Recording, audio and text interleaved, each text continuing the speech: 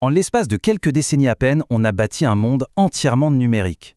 On a créé des outils incroyables pour nous servir. Mais que se passe-t-il quand ces mêmes outils commencent à nous contrôler? C'est vraiment la question centrale qu'on va explorer aujourd'hui.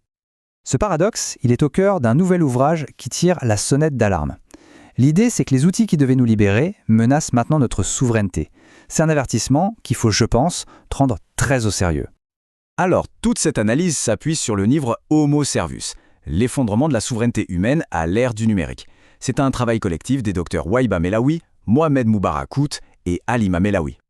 Pour bien comprendre comment on a pu perdre le contrôle, il faut faire un petit retour en arrière. Comment est-ce que cette révolution a complètement redessiné les cartes du pouvoir et, au fond, notre place dans le monde? En fait, notre chemin vers le numérique a commencé assez simplement, avec les bases de la logique et des algorithmes. Chaque étape, de la pure théorie de Turing à l'invention du transistor, a préparé la suivante. Et puis, bien sûr, Internet a tout connecté. Mais le vrai basculement, c'est l'arrivée du smartphone.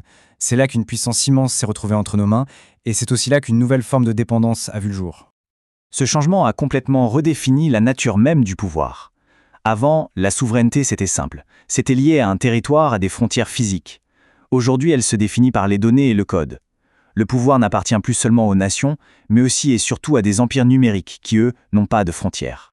Et bien sûr, cette transition a fait naître une toute nouvelle élite. Les géants de la tech ont accumulé une influence qui dépasse aujourd'hui celle de bien des États. Le vrai pouvoir se concentre chez ceux qui maîtrisent le code, pendant que notre autonomie individuelle, elle, s'effrite peu à peu, grignotée par une surveillance constante et des algorithmes qui, subtilement, façonnent notre réalité. C'est précisément ce phénomène qui a conduit les auteurs à forger un concept très fort pour décrire notre nouvelle condition. Le voici, le mot servus, l'homme serviteur. C'est vraiment la thèse choc du livre, c'est cette idée qu'on est en train de glisser du statut de maître de nos créations à celui de serviteur des technologies qu'on a nous-mêmes conçues. C'est un renversement complet de notre rôle. Forcément, ça soulève des questions fondamentales. Comment ce basculement a-t-il pu arriver? Et surtout, la question qui compte, qui est vraiment aux commandes de notre avenir, maintenant à l'ère de l'intelligence artificielle? On se retrouve donc à un carrefour critique. L'intelligence artificielle nous présente deux chemins radicalement différents. D'un côté, une promesse incroyable, et de l'autre, un péril tout aussi grand. D'un côté, on a la promesse, la lune de miel avec l'IA. Une IA qui pourrait guérir des maladies, résoudre la crise climatique, bref, s'attaquer aux plus grands défis de l'humanité.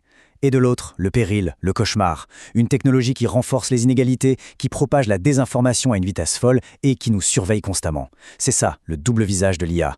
Et l'équilibre entre les deux est incroyablement fragile. Alors, face à ce constat qui peut paraître un peu sombre, le livre ne se contente pas d'alerter. Non, il propose une feuille de route concrète pour qu'on s'assure que la technologie reste bien à notre service. La question, c'est comment reprendre le contrôle. Les auteurs proposent une stratégie en plusieurs points. Premièrement, fragmenter l'IA, créer des silos pour éviter une concentration de pouvoir trop dangereuse. Deuxièmement, mettre en place une agence mondiale de surveillance, un peu comme on le fait pour l'énergie atomique. Troisièmement, exiger des tests de sécurité extrêmement rigoureux comme pour des médicaments. Mais le principe essentiel, celui qui doit tout guider, c'est de s'assurer que l'humain ait toujours le dernier mot, qu'il garde la main sur l'interrupteur. Voilà, cette exploration des enjeux actuels était donc basée sur les idées développées dans l'ouvrage Homo Servus, l'effondrement de la souveraineté humaine à l'ère du numérique, un livre écrit par les docteurs Wahibah Melawi, Mohamed Moubarakout et Halima Melawi. La question finale, au fond, nous est directement posée. Est-ce que notre plus grande création deviendra notre meilleur allié ou notre maître? D'après les auteurs, et c'est une note d'espoir, pour l'instant, le choix nous appartient encore.